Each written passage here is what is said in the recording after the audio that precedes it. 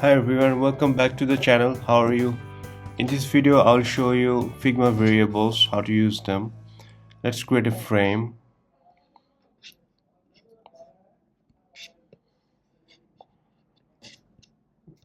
rename it to variables.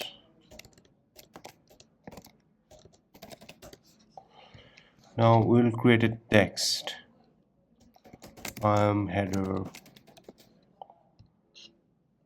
uh, we can duplicate this by Alt drag or Option drag. So suppose we have lots of header and we want to change this font color to something you want, suppose red. But after just right now it's black, but your client want to change them to red after some time. So how will you do that?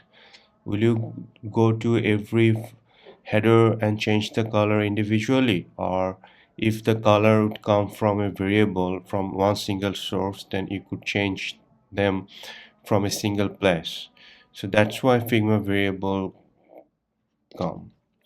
So now click at the outside of the frame, click the variables, create new variables, color, font color, suppose header color,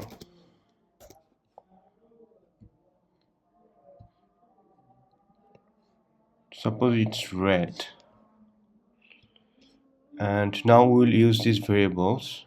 So click it here, go to the field, library, header color, field, library, header color, field, library, header color, field, library, header color.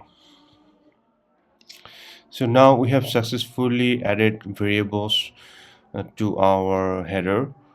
And now if we go to the variable and change the color here,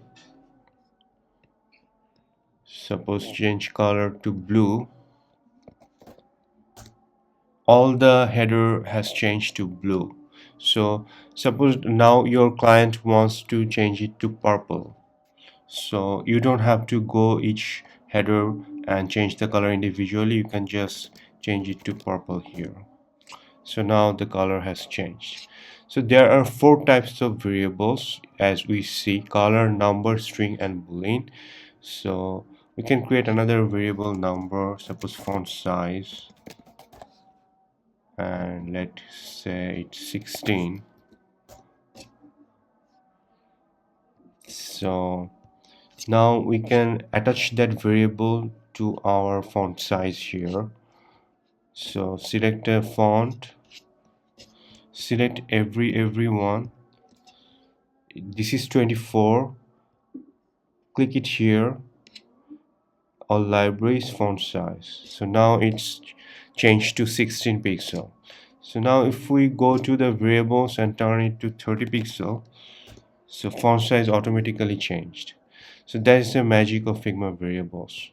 Now we have another variable which is called string. So font name, suppose typeface. Typeface means font. Let's say it's Inter. Now we can attach this variable to our font, this Helvetica. Let's say it's typeface. So now the font has changed to Inter. So now your client came back to you and say that no, I don't want Inter, I want Helvetica. So you can just easily change it to here, to Helvetica,